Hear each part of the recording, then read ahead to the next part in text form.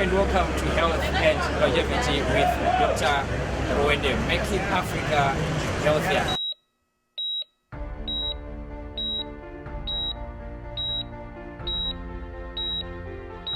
For the past few weeks, the news that has been circling around is on the new virus that emanated from Hubei province in China. That has caused a lot of panic to some of us. The virus, coronavirus. Coronavirus is in the same family group of respiratory syncytial viruses. So the signs and symptoms of a flu all the way to a pneumonia in severe cases, or even kidney failure.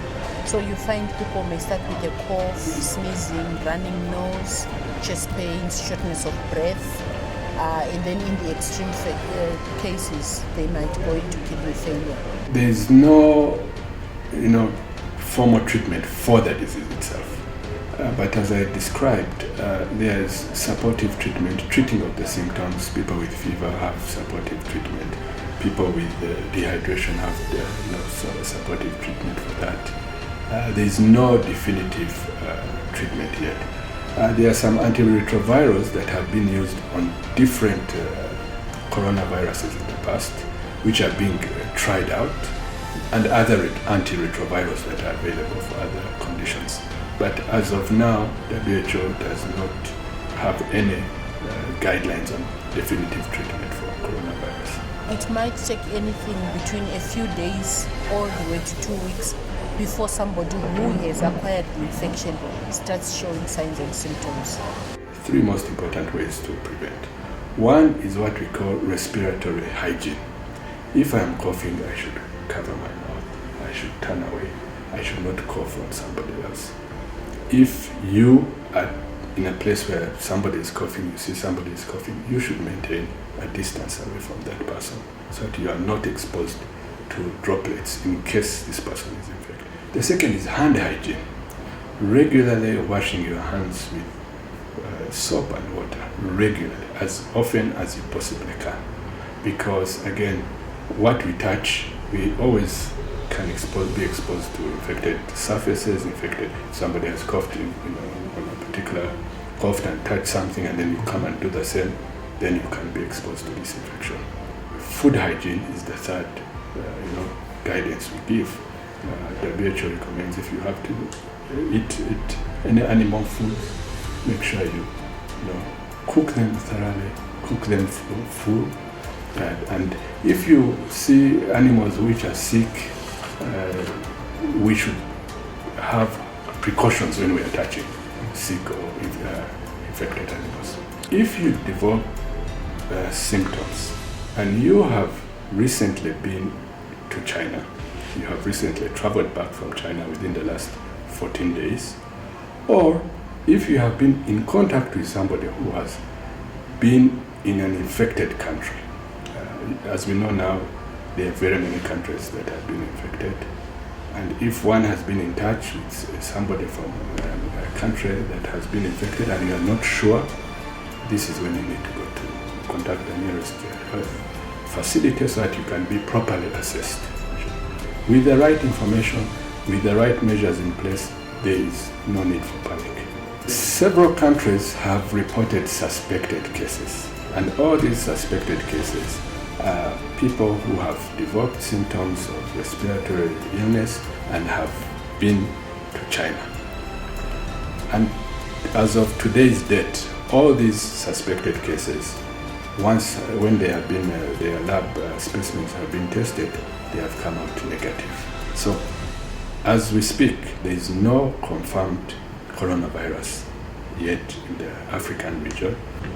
We are swiftly moving in to ensure that coronavirus will not escape through our borders into Zimbabwe, and at the same time to ensure that if we pick up any cases, we are in a position to be able to control the situation. I had a tour of the facilities just to familiarize myself and my deputy. We went around to the airports.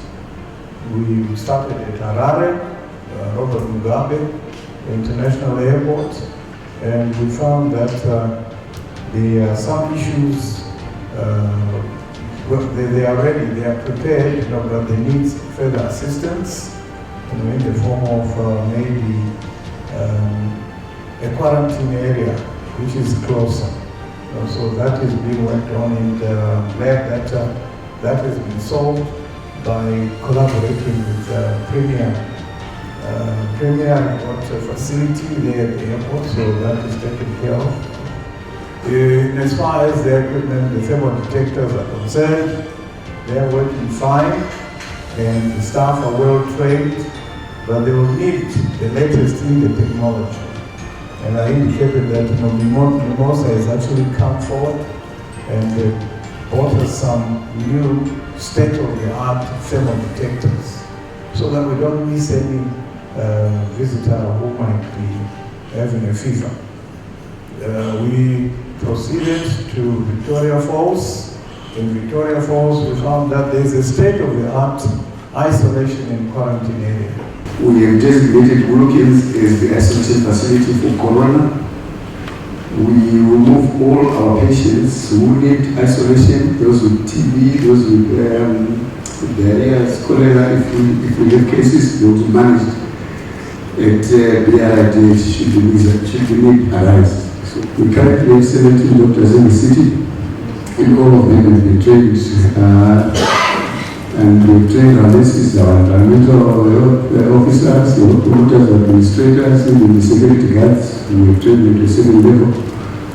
And just yesterday we completed training in ambulance crews, and also some ambulance technicians.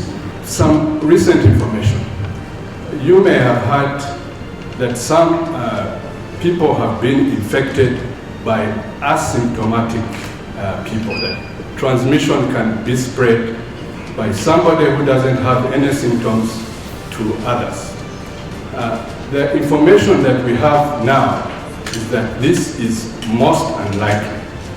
The cases that had been reported of asymptomatic transmission occurred within people who had mild symptoms.